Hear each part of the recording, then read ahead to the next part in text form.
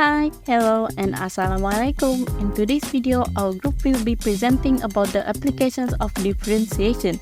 And the topic we will focus on is related rates and maximum and minimum problems. Now, let's meet our amazing group members. We have RAYBIECA Ricky, AINUR ZUYYIN Nabila, NORNAFIESHYA Erika, and also AZIEMAH. All of us are from AS120. So, let's begin. We would like to express our special gratitude to our beloved lecturer, Dr. Fathia Anas, who gave us this golden opportunity to do this project on the topic related rates and applied maximum and minimum problems.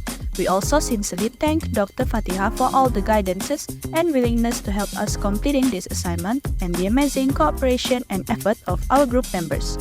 Last but not least, we would like to thank our classmates who also helped us in completing this assignment. So, what is differentiation? It is a process of finding derivative of rate of change of a function. And why do we use differentiation? It is to determine the maximum and minimum values of a particular function. To solve differentiation, there is three methods you can use. First is derivative of sum and difference, the product rule, and the quotient rule. The rates of function is defined by dy over dx equal to fx equal to y. Related rates is a problem involving two or more variables that change at the same time, possibly at different rates.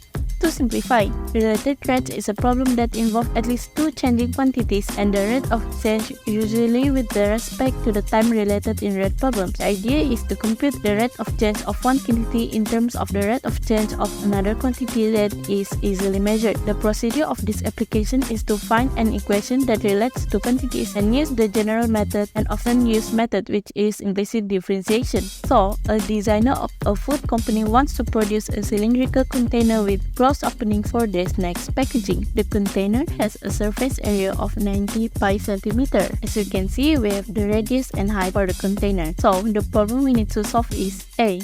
Write h in terms of r if surface area is 90 pi cm square. B. The volume of cylinder is V equal to 45 pi r minus pi r3. Give proof. C. Find r if volume of cylinder is maximum. So the formula of the surface area of cylinder is 2 pi r times in bracket h plus r. And then we just have to write the formula equal to the value given in the question, which is 90 pi.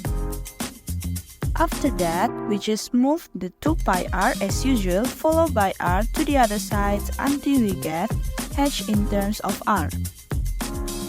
That is the final answer for question A. Question 2. Prove that the volume of the cylinder is V equal to 45 pi r minus pi r cubed. The formula of the volume is equal to pi r square h. The first thing we do is to substitute h into the formula, which is h equal to 90 pi minus r and divided by 2 pi r. Next, multiply the equation and we got 90 pi square r square minus pi r square divided 2 pi r. Then we divide the equation and cancel out Light's term. And we got the final answer, which is 45 pi r minus pi r cubed. Hence, volume equal to 45 pi r minus pi r cubed is proved. Now, let's talk about the last solution for the question C, which is find the value r such that the volume of the cylinder is maximum. So, first of all, we're going to use the equation from the question B, which is 45 pi r minus pi r cubed, which is the volume of the cylinder. Using the equation, we will differentiate it to find the radius. Then, we will get 45 pi minus 3 pi r square equal to 0. Then, we will make r as our subject formula, so the final answer for our radius is square root 45 pi over 3 pi or 3.87. After that, we will figure out for the second derivative of v with respect to r, which we will get negative 6 pi r. So, when r is equal to square root 45 pi over 3 pi, using the equation, we will substitute the value r into the second derivative of v with respect to r, which is negative 6 pi multiplied with square root 45 pi over 3 pi. Then, we will get the value negative 73. Based on the second derivative, if the value we get is higher than 0, then it is a minimum value, while if the value is lower than 0, it is a maximum value.